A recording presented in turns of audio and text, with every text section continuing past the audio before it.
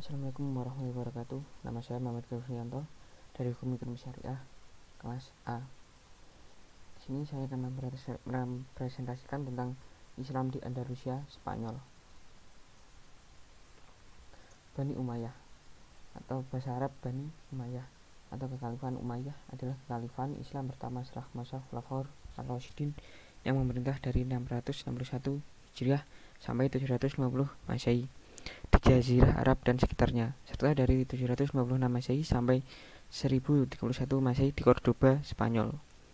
Nama dinasti ini dirujuk kepada Umayyah bin Abdul Asyams, kakek buyut dari khalifah pertama Bani Umayyah, yaitu Muawiyah bin Abu Sufyan atau kadangkala disebut juga dengan Muawiyah I. Sebelum kedatangan umat Islam, daerah Iberia merupakan kerajaan Hispania yang dikuasai oleh orang Kristen Visigot pada tahun 711 Masehi. Pasukan Umayyah yang sebagian besar merupakan bangsa Moor dari Afrika Barat Laut menyerbu Hispania dipimpin Jenderal Tariq bin Ziyad dan di bawah perintah dari Khalifah Umayyah di Damaskus. Pasukan ini mendarat di Gibraltar pada 30 April dan terus menuju utara.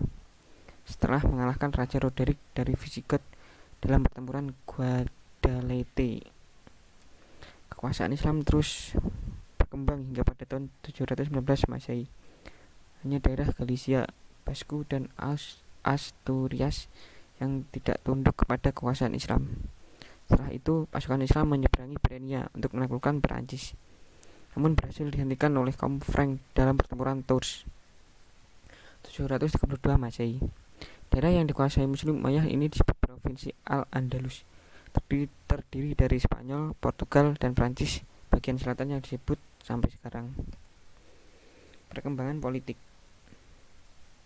Pada awalnya Al-Andalus dikuasai oleh seorang wali, Yusuf Al-Fihri, gubernur yang ditunjuk oleh khalifah di Damaskus dengan masa jabatan biasanya 3 tahun. Namun pada tahun 740-an Masehi terjadi perang saudara yang menyebabkan melemahnya kekuasaan khalifah. Dan pada tahun 746 Masehi, Yusuf Al-Fihri memenangkan perang saudara tersebut, menjadi seorang penguasa yang tidak terikat kepada pemerintahan di Damaskus. Pada tahun 750 Masehi, Bani Abbasiyah menjatuhkan pemerintahan Umayyah di Damaskus dan merebut kekuasaan atas daerah-daerah Arabia. Namun pada tahun 756 Masehi, Abdurrahman I Ad-Dakhil melengsarkan Yusuf Al-Fihri dan menjadi penguasa Cordoba dengan gelar Amir Cordoba. Namun Abdurrahman menolak untuk tunduk kepada kekhalifahan Abbasiyah yang baru berbentuk karena pasukan Abbasiyah telah membunuh sebagian besar keluarganya. Selama 1,5 abad berikutnya, keturunannya menggantikannya sebagai Amir Cordoba yang memiliki kekuasaan tertulis atas seluruh Al-Andalus.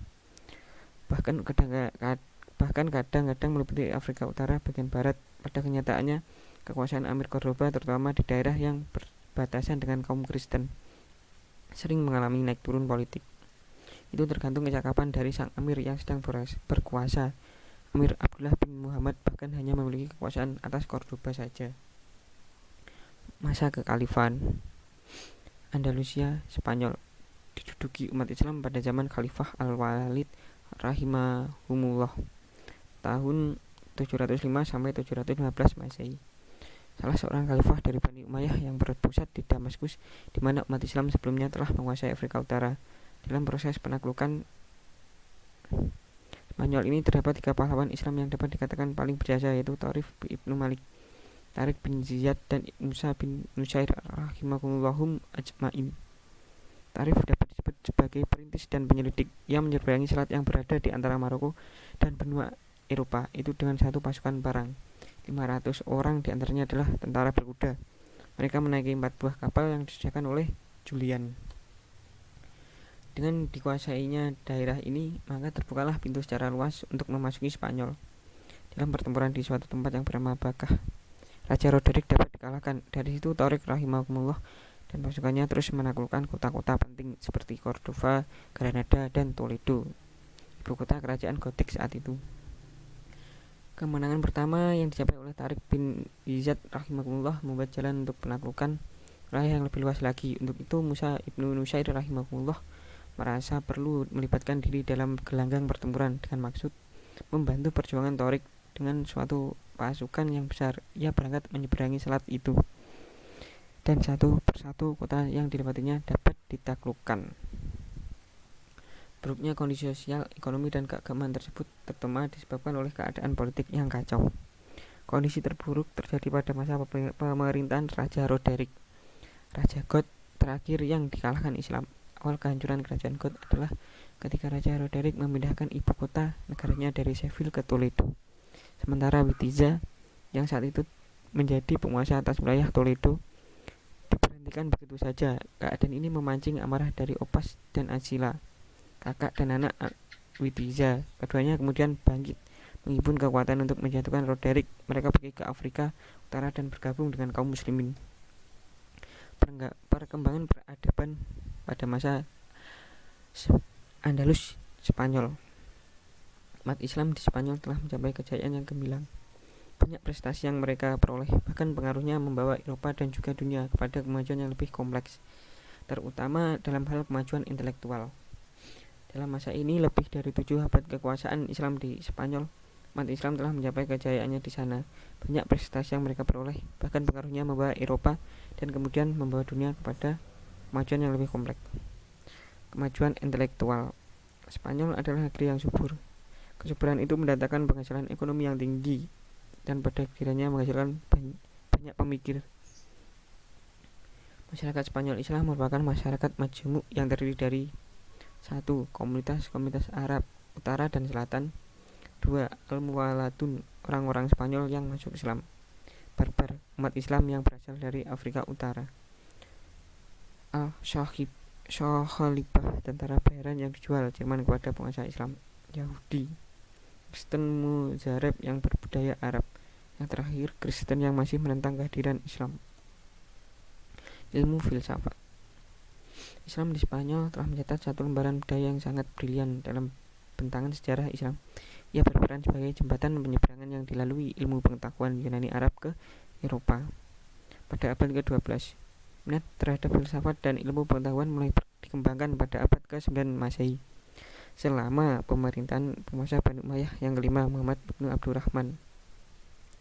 Atas inisiatif Al-Hakam, karya-karya ilmiah dan filosofis diimpor dari timur dalam jumlah besar, sehingga Cordova dengan perpustakaan dan universitasnya mampu menyaingi Baghdad sebagai pusat utama ilmu pengetahuan di dunia Islam.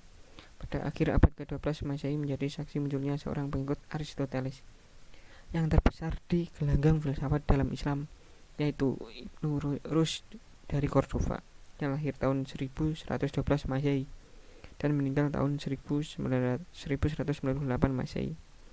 Ciri khasnya adalah kecermatan dalam menafsirkan naskah-naskah Aristoteles dan kehati-hatian dalam menggeluti masalah-masalah menahun tentang keserasian filsafat dan agama. Dia juga ahli fikih dengan karyanya Bidayah al-Mujtahid.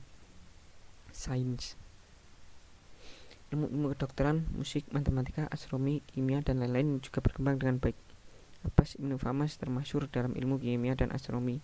Ialah orang pertama yang menemukan pembuatan kaca dari batu. Ibrahim bin Yahya al-Lakas terkenal dalam ilmu astronomi.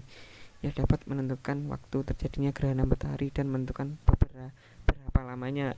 Ia juga berhasil membuat teropong modern yang dapat menentukan jarak antara tata surya dan bintang-bintang. Ahmad Ibnu Abbas dari Cordova adalah ahli dalam bidang obat-obatan. Umam Al-Hasan bin Abi Ja'far dan saudara perempuan Al-Hafidz adalah 2 orang ahli kedokteran dari kalangan wanita.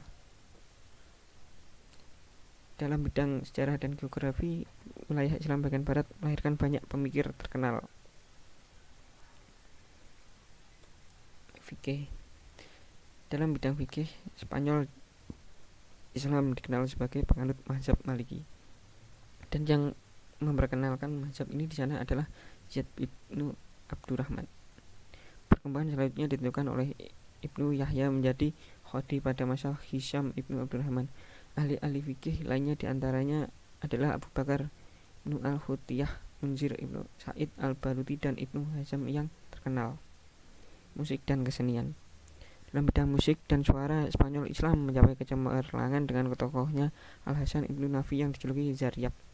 Setiap kali diselenggarakan pertemuan dan jamuan, Zaryab selalu tampil mempertunjukkan kebolehannya. Ia juga terkenal sebagai pengubah lagu. Ilmu yang dimilikinya diturunkan kepada anak-anaknya, baik pria maupun wanita, dan juga kepada budak-budak, sehingga kemasyhurannya tersebar luas. Bahasa dan sastra. Bahasa Arab telah menjadi bahasa administrasi dalam pemerintahan Islam di Spanyol. Bahkan bahasa Arab dinomorsatukan di daerah Spanyol pada masa Andalus di Spanyol. Hal itu dapat diterima oleh orang-orang Islam dan non-Islam. Bahkan penduduk asli Spanyol menomorsatukan bahasa asli mereka. Mereka juga banyak yang mahir dalam bahasa Arab, baik keterampilan berbicara maupun tata bahasa mereka. Itu antara lain Ibnu Said, Ibnu Malik pengarang Alfiyah, Ibnu Huruf, Ibnu Al-Hajj, Abu Ali Al-Isbili, Abu Al-Hasan, Ibnu Usfur, dan Abu Hayyan Al-Gamati. Seiring dengan kemajuan bahasa itu, karya-karya sastra bermunculan seperti Al-Iqid, Al-Farid, karya Ibnu Abdul Rabih, Al-Zakhiraji, Mahasin Al-Jazirah oleh Ibnu Basam, kitab Al-Khalaid, buah karya Al-Fat Ibnu Kahan, dan banyak lagi yang lain. Sekian dari saya. Apabila ada kesalahan kata dan tidak tepat, mohon dimaafkan. Wassalamualaikum warahmatullahi wabarakatuh.